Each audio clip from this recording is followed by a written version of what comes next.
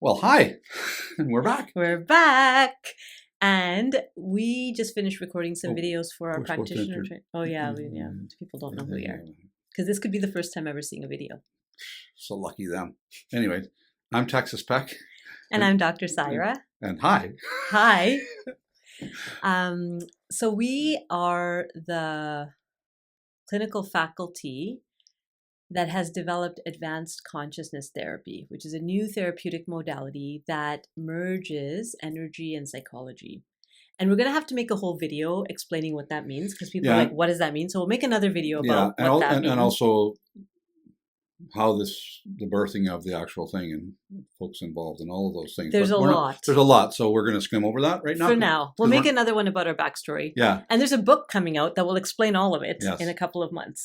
So keep an eye out for that. So one of the things that when we were teaching this in a video, there was a bit of an insight that popped in. Mm-hmm. And we're both language people. We both love reading and poetry, and and from two very different backgrounds. Mm-hmm. Could be obvious. I'm much younger than her, so people are going, "Wow, he looks rough." I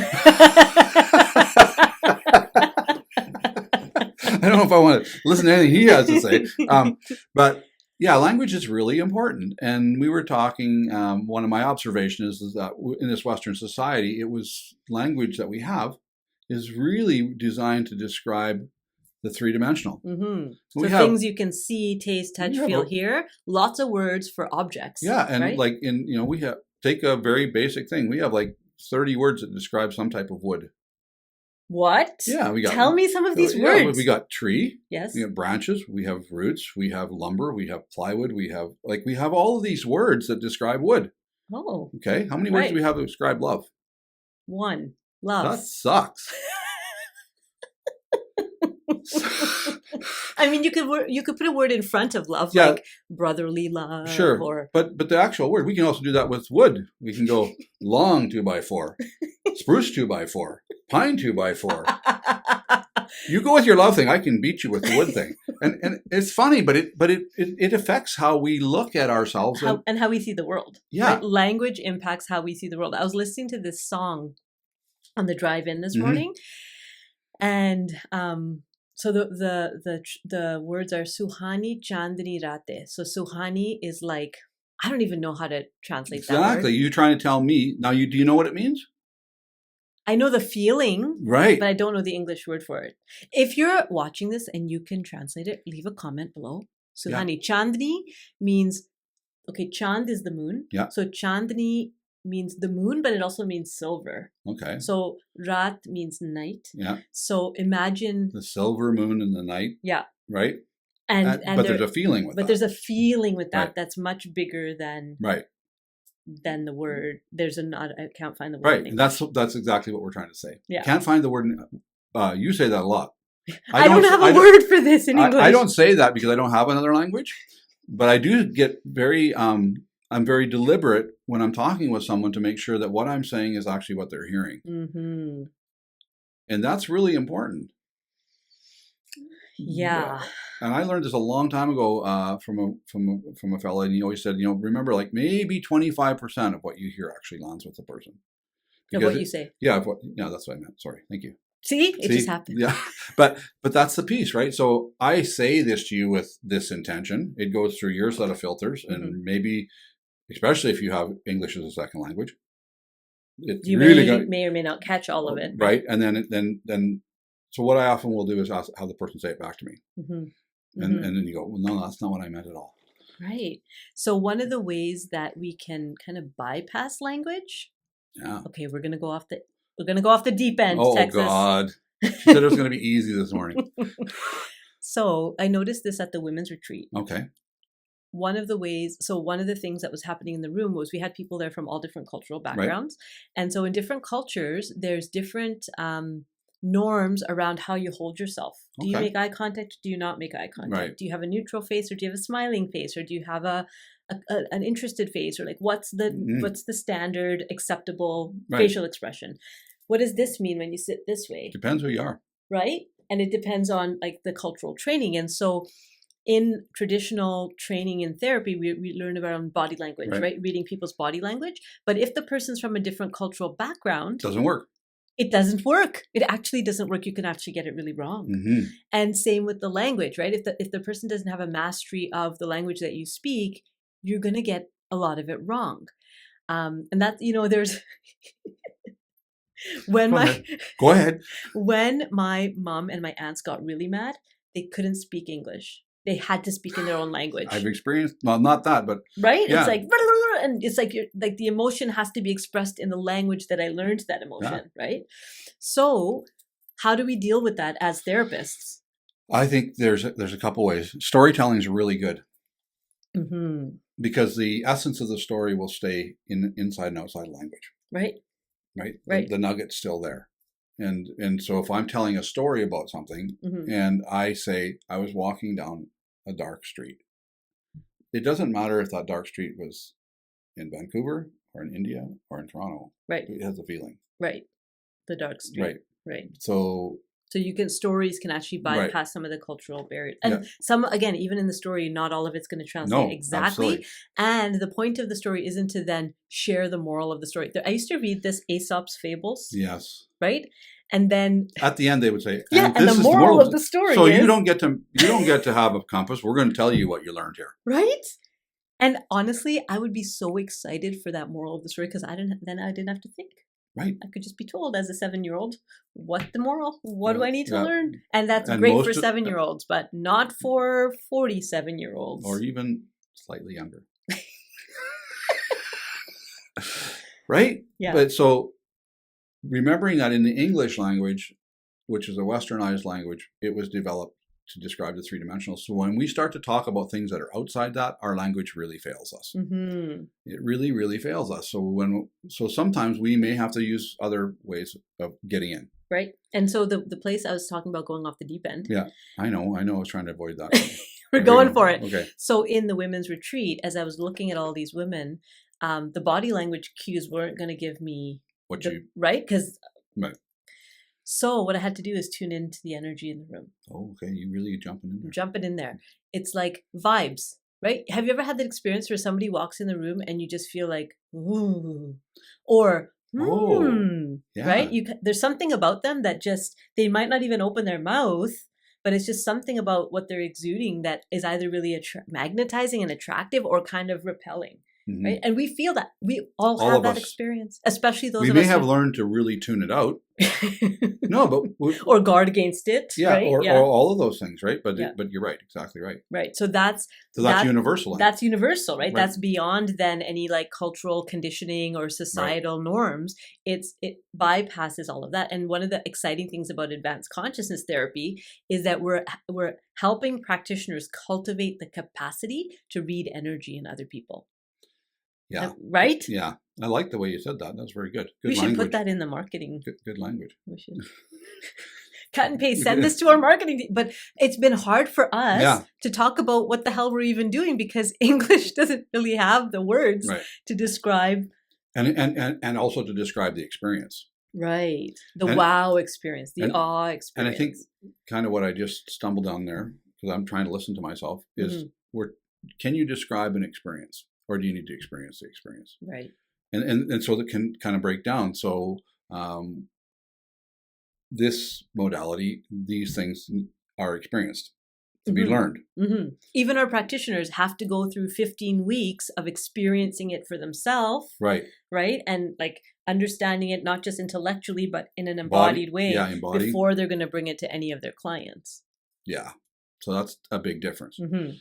But I like the bridging of language. So I'm sitting beside a really, really excellent poet.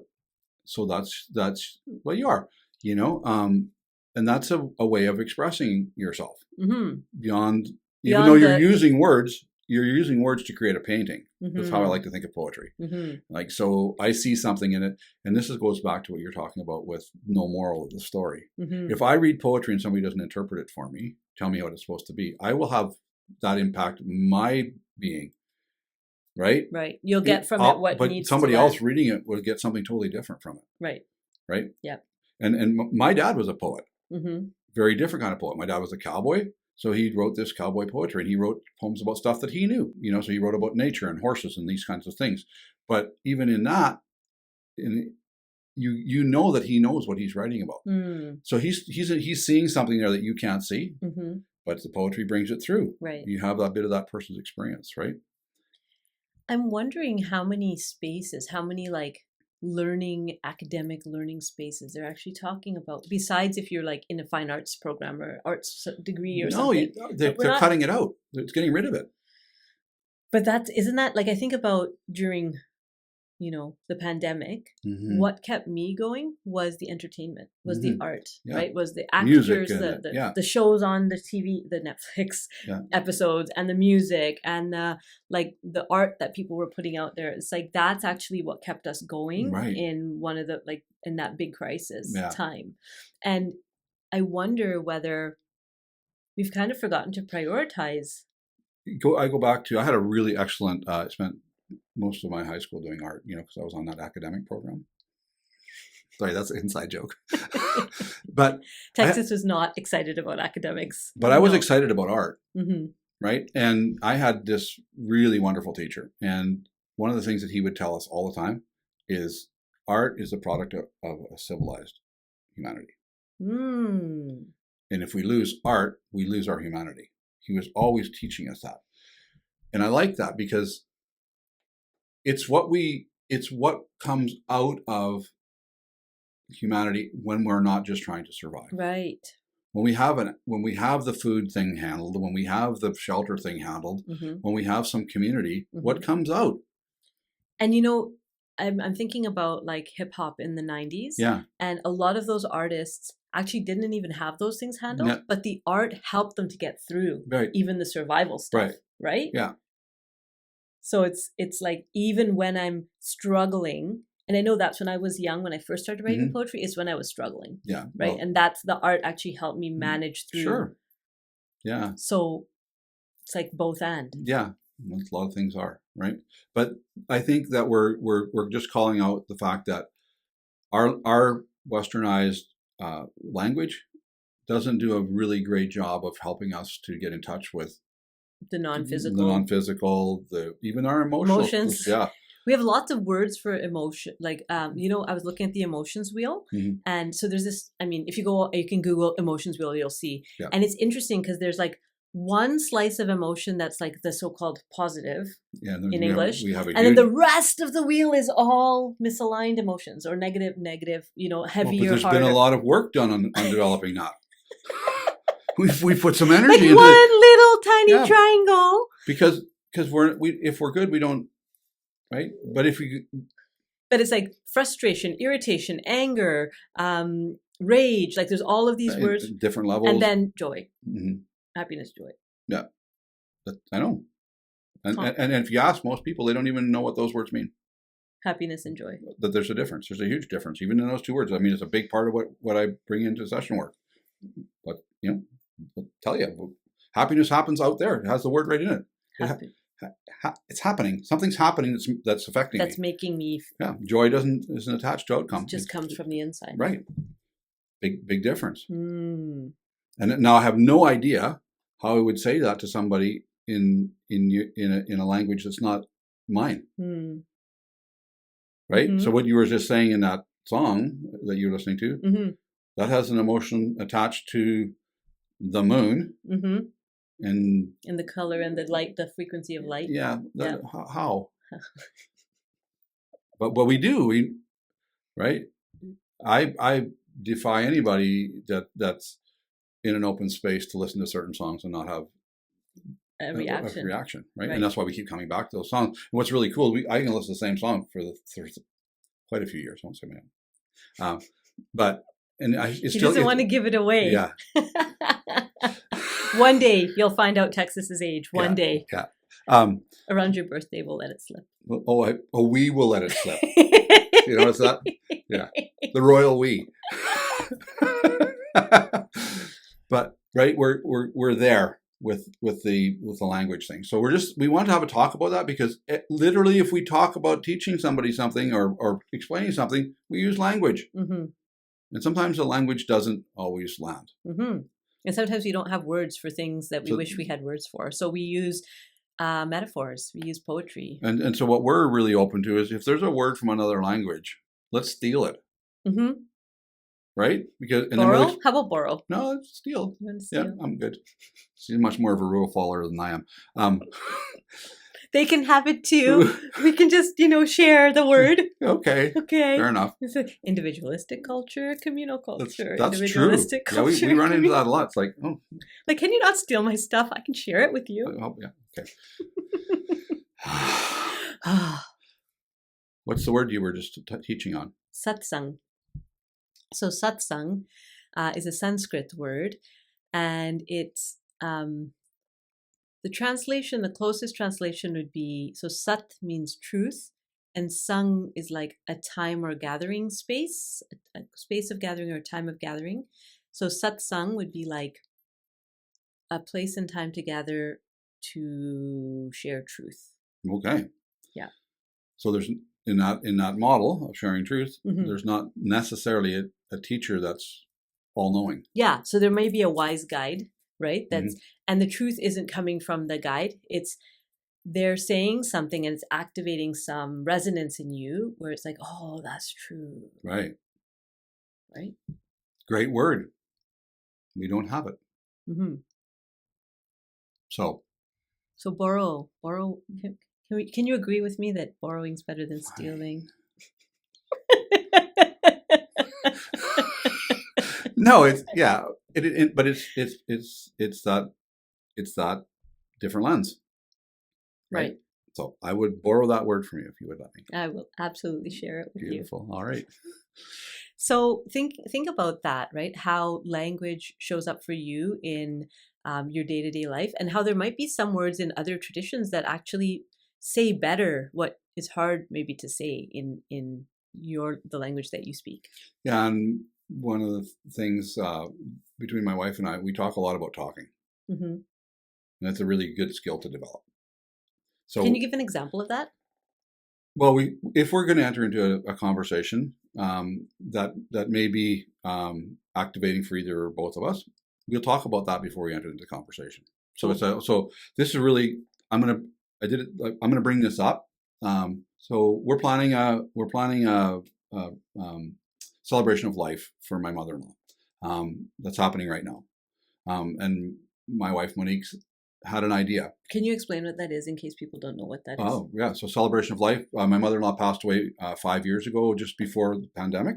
So we were not able to do anything.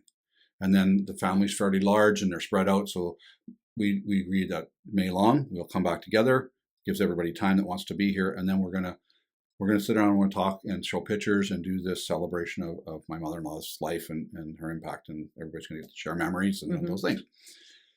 But what Monique had this idea, she said, I think we could do it at our center and we could have the kids at our home. And so she had this thing, but that's a lot. And we've been pretty busy. So she said, hey, Texas, I have this idea. I just want you to hear me. And I know this might be kind of hard for you to take in right now with all of the things. So she kind of she pre-paved it a bit, right? And so then that really helped. Because then you knew what. And I also knew that this was really, she got like, if she's going to do that, this is really important to her. Mm-hmm. This isn't just an idea. Mm-hmm. This has more resonance than that. Right. Right. And so even in that, it really helped me to have an opportunity to respond appropriately. Right. So sometimes that's really good, and my wife's from Holland, and that culture is a bit different too.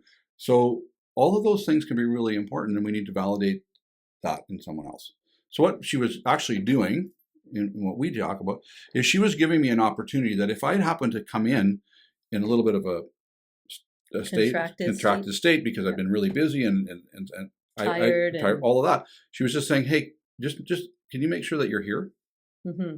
So before we start talking, so that that's disarmed, right? It's not going to come into a loaded because she's already knows that this is a big deal for her, right? I hope that makes sense. Does that make sense to you? Mm-hmm. Yeah. Okay. So look at this relationship advice and everything. You're getting everything. everything. Yeah, but it makes it go better. Yeah. Right. Yeah.